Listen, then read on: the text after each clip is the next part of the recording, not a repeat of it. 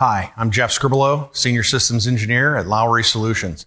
Today we're going to be discussing the RFID Cart.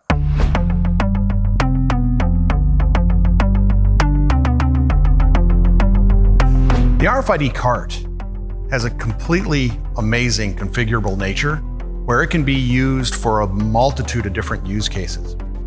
The different use cases that could be used is basically like your inventory, your asset locations.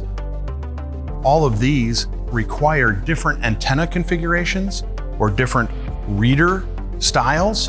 Now, the reader that we currently have on this cart is the Zebra FX7500, used mostly for office or hospitals or those types of environments. We can also equip this cart with a Zebra FX9600, which would be a little bit more suited for your industrial areas, your manufacturing floors, possibly even your warehouse areas.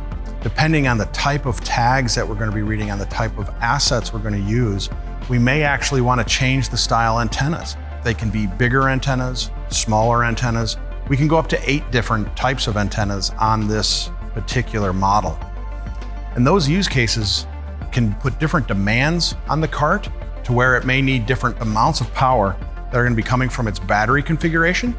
Battery configuration can be set up for 1 battery or 2. The battery life on this cart can go from anywhere between 8 to 16 hours, depending on the type of equipment and the amount of equipment that we're running on the RFID cart.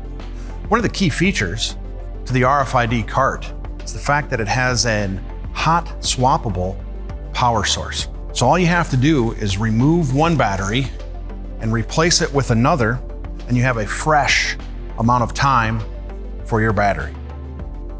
These carts are completely customizable for whatever your needs may be. If you need more information for these, please email Lowry Solutions or give us a call or visit our website at lowrysolutions.com.